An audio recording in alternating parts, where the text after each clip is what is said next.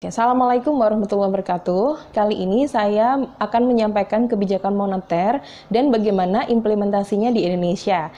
Materi ini saya ambilkan dari Training of Trainers ke Bank Sentralan Bank Indonesia di tahun 2013. Bank Indonesia membagi beberapa periode kebijakan moneter di Indonesia. Yang pertama adalah periode tahun 1945 sampai 1952.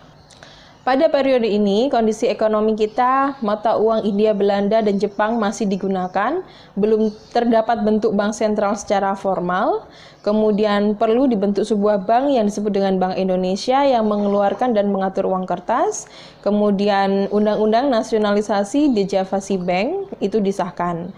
Lalu dominasi dinamika perkembangan politik terhadap permasalahan ekonomi ini masih sangat besar. Untuk kebijakan moneternya, apa yang dilakukan? BRI sebagai Bank Sirkulasi Uang Republik Indonesia pada waktu itu yang menggantikan peran uang Hindia Belanda dan Jepang. ORI lalu ditarik diganti dengan uang Dejavasi Bank yang ditunjuk sebagai bank sirkulasi. Dejavasi Bank ditetapkan sebagai bank sentral pada pemerintahan Republik Indonesia Serikat. Tindakan moneter Sennering pada tahun 1950 atau Gunting Safruddin. Nah, apa yang dimaksud dengan Sennering di sini pada waktu itu memang terjadi hyperinflation ya. Jadi sangat tinggi sekali inflasi ada di Indonesia pada waktu itu. Kemudian akhirnya diguntinglah uang itu, bukan digunting secara fisik tapi nilainya. Jadi logikanya kayak gini, kalau misalnya kita pegang uang 100.000 rupiah pada waktu itu misalnya bisa beli untuk 20 mangkok bakso. Nah, karena ada pemotongan nilai atau Sennering di sini tidak lagi menjadi 20 bakso tetapi mungkin hanya dapat 10 bakso. Periode yang kedua adalah tahun 1953 dan 67. Pada waktu ini kondisi ekonomi kita telah banyak mata uang yang beredar dan berbeda-beda di berbagai wilayah di Indonesia. Lahir Undang-Undang tentang Pokok Bank Indonesia sebagai pengganti Dejavasi Bank tahun 53. Pemerintah membangun proyek-proyek mercusuar dan pengeluaran besar untuk militer. Jumlah uang beredar berlebihan, hyperinflation bahkan sampai kurang lebih 600% pada pertengahan tahun 60-an. Lalu, melihat kondisi seperti itu, apa yang dilakukan oleh Bank Indonesia? Bank Indonesia sebagai bank sirkulasi menerbitkan mata uang baru yaitu rupiah sebagai satu-satunya alat pembayaran yang sah di wilayah negara Indonesia. Bayangkan kalau di setiap region, setiap provinsi di Indonesia itu punya mata uang, betapa rempongnya. Dalam arti udahlah biaya untuk cetak duitnya mahal, biaya distribusinya mahal, nanti ada tuker-tukeran lagi antar provinsi. Bisa dibayangkan sangat ribet sekali. Oleh karena itu pada waktu itu dilebur menjadi satu mata uang tunggal yaitu rupiah. Dibentuk Dewan Moneter terdiri dari Menteri Keuangan, Menteri Ekonomi, dan Gubernur Bank Indonesia. BI juga sebagai bank komersil dengan memberi kredit pada swasta, pemerintah, yayasan, dan lain sebagainya. Nah, ini bedanya antara Bank Indonesia saat ini sama dulu, terutama di tahun 53 sampai 67. Jadi bank sentral itu juga sebagai bank komersil. Kita bisa pinjam ke bank sentral dan seterusnya, tapi tidak berlaku untuk sekarang ya. Kemudian BI sebagai agen pembangunan di mana kebijakan yang dilakukan. Nah ini ya, kebijakan yang dilakukan adalah cetak uang untuk menutup defisit fiskal. Karena apa? Membangun proyek-proyek mercusuar dan pengeluaran besar untuk militer. Bisa dibayangkan mungkin teman Anda di luar sana yang yang belum belajar mengenai ekonomi moneter ataupun makro, kenapa sih kita nggak nyetak duit aja misalnya kayak gitu. Itu sudah pernah kita lakukan untuk mengisi defisit fiskal. Ya. Tahun 5367-an ini. Kemudian pembiayaan secara langsung dalam kegiatan ekonomi, dan kita tahu ya kalau terus-terusan kita cetak untuk defisit fiskal, apa yang terjadi? Hyperinflation. Mau hyperinflation lagi. Oke, tahun selanjutnya adalah 68 sampai 72.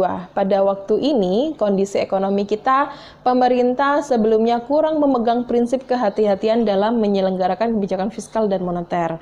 Kemudian tahun 68 lahirlah tentang Undang-Undang Bank Sentral, laju inflasi laju inflasi turun drastis hingga di bawah 10%, kegiatan perekonomian nasional secara berangsur-angsur mulai tertata dan mengalami peningkatan, pengaturan kelembagaan positif karena kebijakan moneter fiskal terintegrasi, terkoordinir, tetapi negatif karena tidak ada check and balance dalam kebijakan ekonomi. Nggak apa-apa ya, kita kan perekonomianya baru di awal-awal ya, tapi lumayan lama. Kita berdiri tahun 45 dan ini masih terjadi di era 68 sampai 72.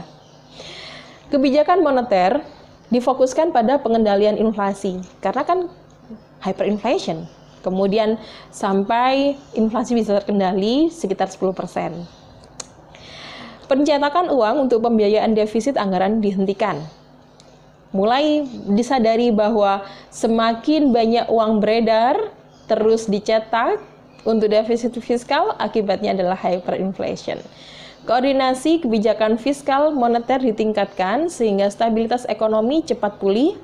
Kebijakan moneter dirumuskan oleh Dewan Moneter dan Bank Indonesia melakukan tugas kebijakan moneter sesuai dengan keputusan Dewan Moneter.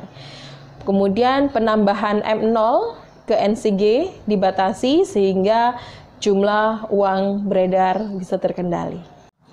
Lalu, bagaimana kebijakan moneter pada era 73 sampai 82? Penerimaan devisa hasil minyak menyebabkan ekspansi jumlah uang primer sehingga BI melakukan penyerapan ekspansi moneter dari sisi fiskal tersebut untuk meredam tekanan inflasi. Ya, karena kan tadi panen gitu ya, panen minyak gitu kan. Kemudian kebijakan kredit selektif diluncurkan tahun 74 untuk mengendalikan jumlah uang beredar, terutama dengan mengatur besarnya ekspansi kredit. Pagu kredit individual setiap bank ditentukan oleh Bank Indonesia. Gitu. Ya. Jadi ini yang saya maksud bahwa ekonomi bergairah, ekonomi besar, ekonomi maju gitu ya. Terus ternyata yaitu tadi jumlah uang beredar terlalu banyak. Nah itu kan trade off dengan inflasi. Jadi agak ngerem gitu kan, ditentukan kredit selektif kayak gitu. Kemudian reserve requirement-nya diturunkan dari 30% menjadi 15% tahun 78 untuk mendorong pemberian kredit pada sektor swasta. Tahun 83 sampai 97 di sini ada era deregulasi, debirokratisasi dan liberalisasi ekonomi. Pada waktu ini kondisi ekonomi kita di awal 80-an harga minyak merosot karena kecenderungan terjadi resesi dunia. Penerimaan negara untuk pembiayaan APBN semakin terbatas, peran swasta dalam kehidupan ekonomi perlu ditingkatkan. Kemudian tahun 83 menandai era liberalisasi sektor perbankan dan keuangan, jumlah bank, mobilisasi dana, bentuk kredit, jenis pembiayaan, volume transaksi dan jenis produk keuangan meningkat. Lalu tahun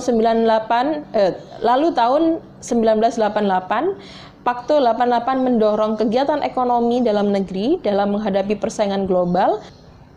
Lalu bagaimana untuk kebijakan moneternya? Setelah Pak Jun tahun 83, kebijakan moneter langsung melalui selective credit policy diganti dengan kebijakan moneter tidak langsung melalui operasi pasar terbuka. SBI diterbitkan tahun 84 sebagai instrumen utama operasi pasar terbuka ditambah dengan intervensi di pasar uang 1 sampai dengan 7 hari sehingga money base bisa dikendalikan, begitu juga M1 sama M2. Pakto 88 menurunkan reserve requirement dari 15% menjadi 2%. Pelonggaran izin pendirian bank sehingga perbankan tumbuh pesat di era 83 sampai 97. Lalu, setelah tumbuh dengan luar biasa bagus perbankan kita, unfortunately tahun 97-98 terjadilah krisis ekonomi yang merupakan dampak dari krisis yang ada di Thailand. Spekulasi terhadap baht menjalar ke rupiah dan ini merupakan contagion effect ya. Sehingga investor asing menarik dananya secara tiba-tiba, timbul kepanikan di pasar falas dan terjadi aksi borong devisa yang menyebabkan rupiah merosot tajam dalam waktu singkat. Ini merupakan awal dari krisis ekonomi tahun 97. Lalu pemerintah menutup sejumlah bank sehingga terjadi krisis kepercayaan terhadap bank dan rupiah terjadi bank run. Jadi pada waktu itu memang complicated ya, jadi banyak sekali likuidasi perbankan sehingga masyarakat tidak lagi percaya. Oleh karena itu sangat hati-hati. Makanya Bank Mandiri itu juga merupakan gabungan dari 9 bank yang waktu itu dilikuidasi menjadi satu Bank Mandiri yang sekarang sehat. Terjadi ekses likuidasi, laju inflasi mencapai 77,63%. Memang tidak setinggi tahun 63-an ya. Pada waktu itu kan hyperinflation sampai 600%, tapi ini chaos. Kenapa? Karena waktu itu tidak hanya terjadi krisis moneter, krisis ekonomi, tetapi juga krisis politik. Nah, ini yang menjadi kompleks tahun 97-98. Lalu apa kebijakan moneter yang dilakukan?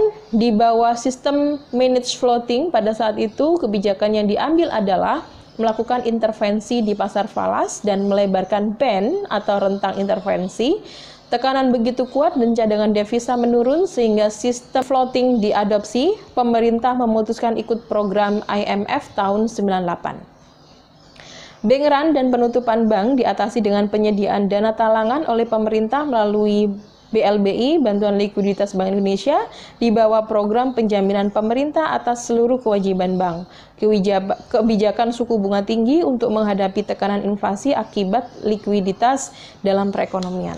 Complicated tahun 97-98 ya. Jadi memang ini kasus yang mungkin sampai sekarang masih ada, yaitu Bantuan Likuiditas Bank Indonesia, karena memang pada waktu itu banyak sekali bank run ya, penarikan massal, dan mungkin saya pernah bertanya di daerah, beberapa orang kaya itu bahkan mereka lebih memilih menaruh uangnya di brankas karena khawatir sewaktu-waktu bank akan terjadi hal-hal semacam ini, sehingga mungkin orang-orang yang tradisional itu mereka lebih memilih aman dengan menyimpan uangnya di brankas. Lalu 99-2004 setelah berada di bawah program IMF ya,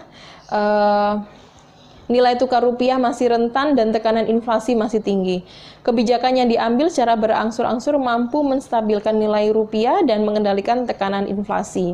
Nilai tukar kita dari rata-rata $9.300 tahun 2002 menjadi 8.500-an. Sekarang karena corona, rupiah sempat menembus angka 16.000. Artinya hampir 2 kali lipat dari kejadian 97-98.